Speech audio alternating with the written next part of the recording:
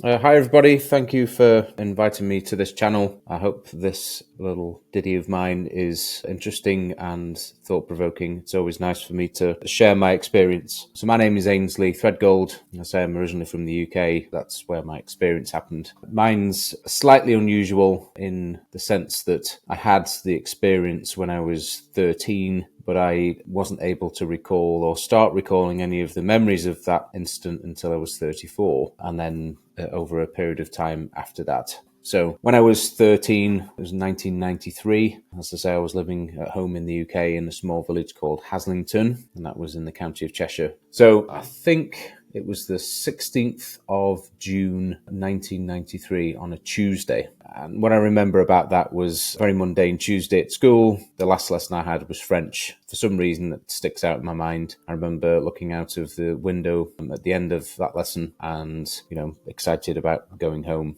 And that evening, my brother and I were going to help my father deliver pamphlets. My parents at the time were quite active in local government, and we would periodically help either my dad or my mum or both go out and deliver leaflets to the local area. We wouldn't do any door knocking or anything else like that with us being young. We would just post the leaflets through and carry on. So we were to go out and do that evening, and like any other 13-year-old, it's not the most exciting thing to do. You just have to plow through and hope you get home in time to enjoy a nice dinner and, a little bit of television before bed. Obviously, I wasn't expecting anything to happen, but at some point during the evening, we'd delivered most of the leaflets and we were going to the last road. And this particular road was a country lane. So some parts of it had pavement sidewalks, and others didn't. And all I remember about that was being driven. My father obviously drove us to that last location and turning into the road. And I remember seeing the road sign Clay Lane. We continued down the road and he parked up at the bottom, and then we walked up to deliver the leaflets. And that's all I remember until 6 or 7 hours later when I opened my eyes into a room that wasn't mine. I remember distinctly low-lit orange glow. I immediately recognized I wasn't in my bed. There was framing on the side of the bed. I recognized it was a hospital bed, and I looked up and I could see three very worried faces, my parents and my brother, in a hospital room. And I was lying in there, and I didn't know why I was in that room, and I didn't know why they looked worried. So obviously I inquired, and they told me that I'd been run over. I'd been hit by a car, and I was told during my stay in hospital, the car was traveling at about 40 miles an hour. I was a police officer in the UK, and I've been training to be a cop over here. And I always like to talk about the statistics done in the UK in relation to accidents and kids of my age. So at 30 miles an hour, you've got an 80% chance of survival with injury and a 20% chance of severe injury and death. At 40 miles an hour, that changes. So you've got a 20% chance of survival with quite bad or severe injuries and an 80% chance of death. So just that alone means that at the time I knew I was lucky to be here. I just didn't really know why. So I was in hospital. I obviously knew that what the main injury, other than some head injuries, was my left leg below the knee was completely smashed. It's basically bits floating under my knee. So I knew I was in a bit of a bad way. Luckily for me, and at the time I recognized this as a little bit of a miracle, the protocol for trying to put my leg back together would have been pins in a cage, and that would have left me with a permanent limp. And by now, being in my mid-40s, I'd definitely be in a wheelchair. But as luck would have it, at the hospital at the time was one of the top bone specialists in Europe. He just happens to be at the hospital. He was interested enough to inquire about my case. And when he spoke to the surgeons, obviously they were going down the protocol of the cage and pins, and he said, I think I can manipulate everything back in place without having to use any of that. So that was, for me, a mini miracle in itself. From my 13-year-old awareness, I was actually very thankful. I understood enough at the time to realize that in itself was something special. The only thing that I recognized was different about me was that I could no longer wear watches. So for my 13th birthday that year, I'd been given a watch that I was very proud of, and that had been broken during the accident. So my parents, while I was in hospital, bought me a new watch, exactly the same watch, and within a day or two, the watch stopped, wouldn't work again. I got another one, and that stopped as well. And since that point, I would always have some odd experiences with electronics. And then later on,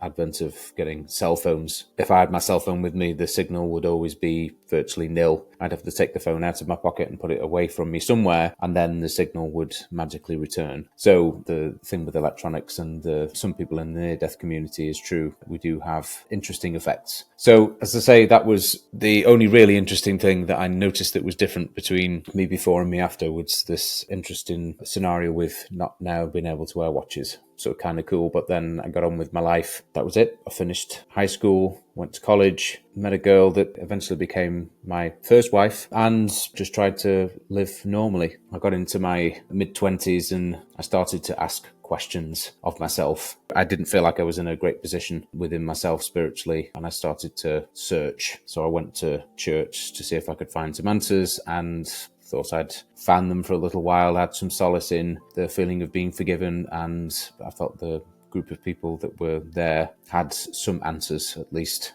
So there was something nagging away at my core. I just didn't know what. Again, I didn't have any memories of anything special. As life was going on, I felt more and more uncomfortable in my own skin. And that really culminated about 10 years later when I was 34. I was in a pretty bad place spiritually. I wasn't in a great place physically, and I ended up developing acute sciatica down the left side. And the thing that piqued my interest was where it affected my leg. So obviously it's the left leg, the same leg that I broke, and I've had sciatica since, and I know that it can be very painful. This wasn't painful. The only thing that I couldn't do was I couldn't feel anything from my knee down. Obviously that was where I was affected with the accident. Car that hit me had smashed both the bones and the growth plate under there. So it was like the same place that I'd had broken was now the place that had no power. I couldn't stand on that leg. I could move my toes, but there was, as I say, there was no power going to the muscle there, and it was numb. So that led me to have some time off work. I was a police officer at the time, so I was quite bummed at not being able to work. So I wanted to get better as quickly as possible. I followed the medical advice, but at the same time, what else can I do to heal this situation and get back to work? I already knew of a guy that I'd used before who was an osteopath, and I went to see him. He, at the time, was in his late 70s. I'd spent his whole life either in farming or helping people, and he was very spiritually acute. So I went there to see him to see if he could help manipulate something to, relieve the issue. And I spoke to him about the accident that I'd had, because I wanted to know if there was a correlation between having had the accident and why now it was affecting my leg in the same place. Was there a link? And I mentioned the watch.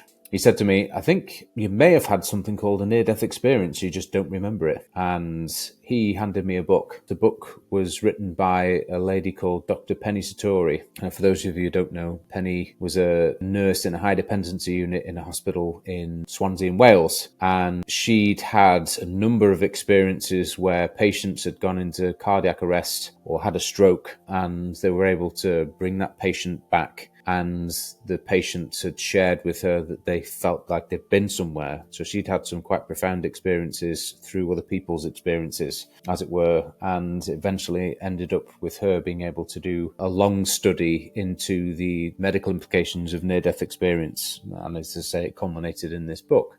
So for the first time, I was able to read about other people's experiences, and I'm like, that sounds like me. That happens to me. I've had that feeling. I've had that issue with not being able to wear watches and disturbing electronic equipment. But still, I had no memory. So it was frustrating. I was almost there, but it's like the word that's on the tip of your tongue and you can't quite reach it. You know it's there and it's almost forming, and that's how I felt. So there was a website attached to the book. It was a Near Death UK group in London. So I wrote away to them, interested to see whether there was anyone else who had some of the after effects after having some incident in their lives, but maybe not had any memories of. Unfortunately, they weren't aware of. I was like, well, is there any way I can maybe regain some memories? I felt it was time to face that. It was like a void in my life, and I felt like almost getting some answers would give me some peace and maybe I could move on, and it would maybe help me spiritually with where I felt I was. So I sat there and thought about it, and I was like, well, how have other people recovered memories and how have other people helped themselves in that way? And suddenly it's hypnotherapy.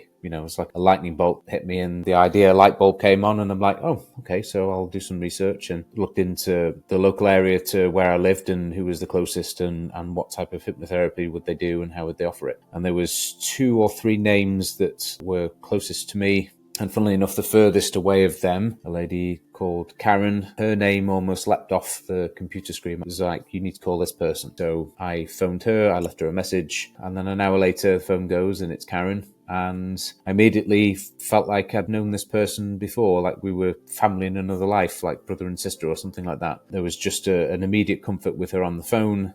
She explained how she did things. So I went to see Karen, and she had two ways of doing it. He either had a gentle introduction where she would have a short session so you could understand the idea of how hypnotherapy works and whether it does, work well for you, or you could throw yourself in at the deep end. So me being me, I like to throw myself in the deep end with things. So we went in for a full session, and basically the way that she put me in a hypnotic state was to have me visualize. So I would put myself in a very pleasant garden, and the garden had a long path, and along the path was a series of stairs, and each series of stairs was a step down into a different layer of consciousness for me. So when she had me in the right state, she would then get me to imagine that along this pathway was a series of tall trees on one side, and on the other side was a wall, and there was a series of doors, and each door would represent a different part of my life. Now, it would also represent different parts of different lifetimes. I've always had a belief in the fact that we've been here before, and we don't just live one life, we live perhaps many on a soul's journey. So that was already embedded in there. So that was quite comfortable for me to understand that anything that might come up might be from a past life as well as my present one. So the first experience, get to choose a door, and the idea was that I would go through the door, and the first thing that I would do is try and look at my feet.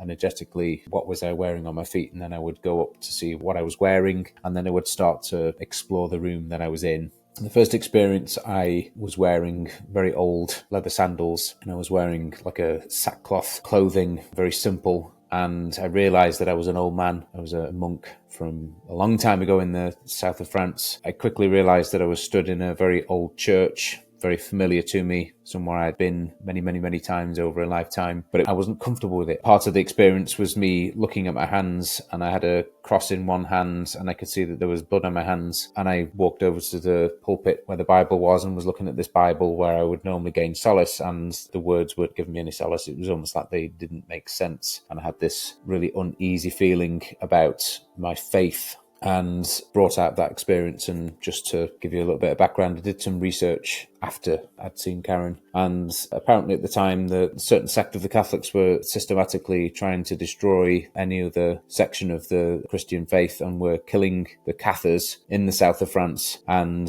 the blood on my hands was symbolic of how I felt about the faith that I'd always drawn strength from and what they were doing to other people in other parts of the country. And it was like a shame, and it's interesting that that reflected quite deeply in how I felt about myself in this life. So it was quite pertinent experience. I was drawn out of that experience, and Karen very gently guided me to choose another door, but try and choose the door from this life. So the very next door that I stepped through, again, same process. What am I wearing on my feet? And I could see very quickly in my mind's eye that I was down a ditch in a hedge, and I felt like I was younger, like I'd been thrown there. And as I was looking up, I could see an ambulance, and I could feel the wind on my face, and realised that I was perhaps back at the site of the taken place, and I was my 13-year-old self again, obviously in a very poorly state. I remember being put onto the stretcher of the ambulance, being put into the ambulance, and then being carted away to hospital.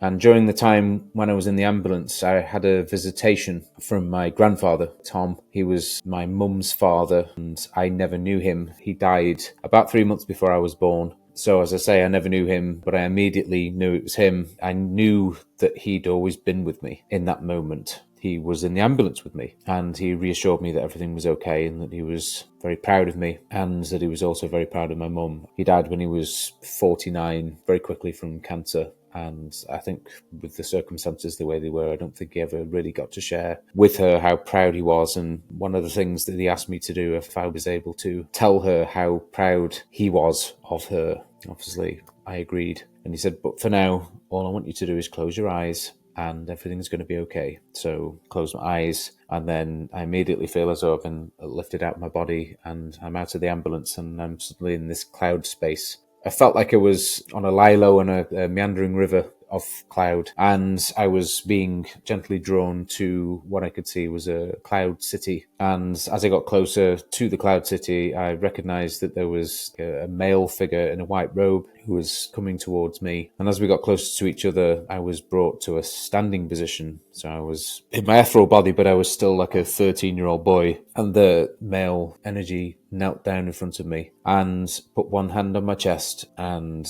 his other hand on my face. And as I'm the 34-year-old me, being somewhat conscious that I'm lying on a table under hypnosis, I could actually feel the hand on my chest and the other hand on my face. And the male entity spoke to me and said, "Hello, my son. I am the Carpenter. You know me and I know you. I love you as you love me. You are very special to me, and I want you to do something for me. I want you to allow me to speak through you to people. But you're not going to remember this until the right times." So I'm stood there in front of the Carpenter, and some people have asked me whether he was maybe representative of Jesus, and there is a very deep part of me that believes that that's the case, but that's how he introduced himself to me. So I feel as though rather than having this profound experience and then be profoundly embarrassed about who I'm stood in front of, that was his way of introducing himself in a way that I could feel a kinship. I certainly felt the love. It was indescribable. I'd never felt anything like it. It always gets me kind of emotional to put myself back in that state,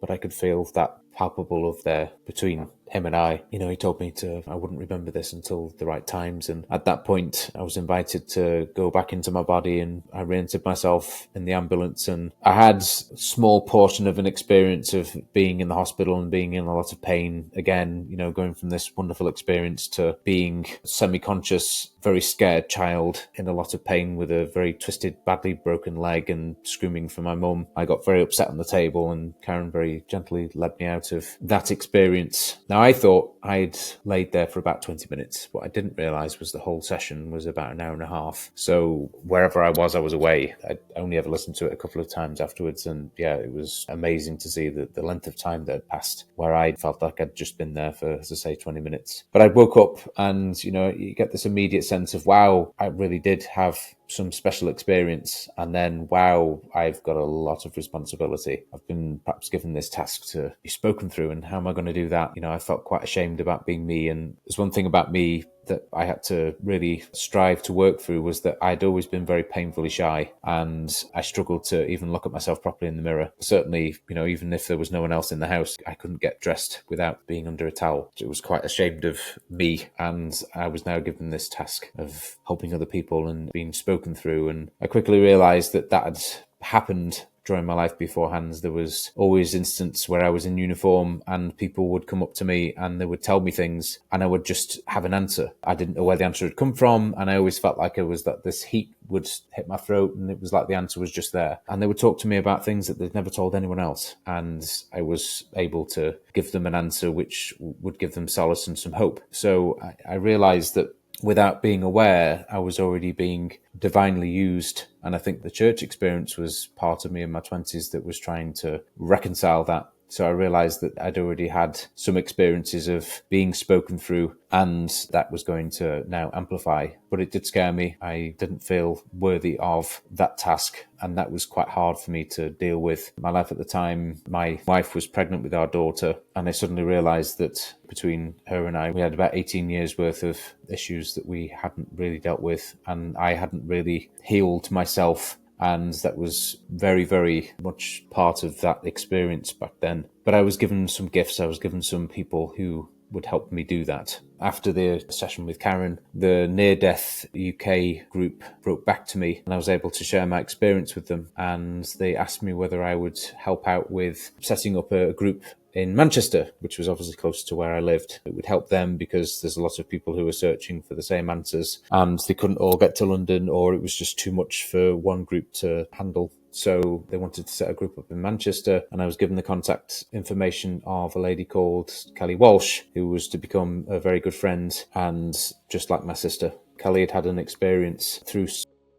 and had gone to a number of realms and had come back with this message of bringing like-minded souls together to change the world. And she also had this gift of a character given to her, the Positivity Princess. Unfortunately, she was too sensitive for the world. A few years after I met her, she did finally go home. But in the meantime, she had a large effect on the way that my life went. And, we got to know each other. And she asked me whether I was part of Facebook. And I'd come away from Facebook a year before. At that time, I wasn't really willing to go back in. I was quite resistant to it. And then something told me, no, this is the right thing. Just listen to her. So I created a profile, went back on. And whilst I was on there, Kelly had this idea of setting up a group of her own. It was going to be the Positivity Power Movement. And I helped to set the group up. And the idea was that we would try and invite these like-minded souls to that one place and just see what happened. And this is where the synchronicities really start to kick in. The book I was given by the osteopath that was written by Penny Satori, she'd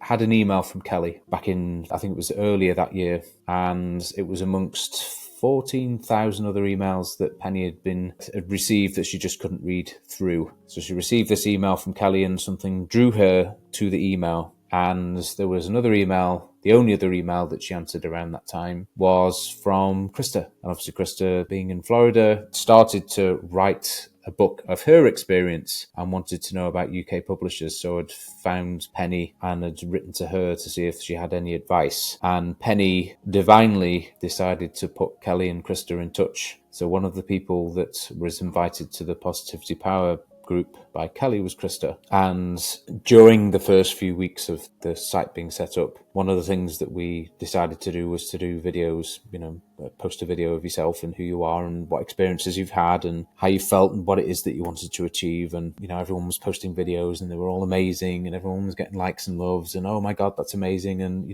how wonderful and, oh, how tragic. And I'd been very moved by an image that I'd seen of a 4-year-old child. And it really, really got to me because I realized from my own experiences of feeling so frail is that we do have a lot of frailties. And it moved me to the point where I felt as though that was something I wanted to talk about, was our human frailties, and that even though we have them like acorns, we can grow into oak trees. And that's how we gain strength, and we gain strength in community. And I'd done this very impassioned video and I was quite proud of it and posted it eagerly and nervously and didn't get any likes, didn't get any hearts, didn't get any comments. I got nothing and I was gutted. What I didn't realise was the video had been seen a few times by Christa, and she'd watched the video and she told me afterwards it was like being hit by a freight train with the energy. Obviously she didn't know me from Adam. I'm just some British guy that she'd seen on a video, and she just couldn't understand why there was such an effect with what I'd said. And, she said, big guy talking about love and frailties. And I think it was something that really caught her attention. Quickly afterwards,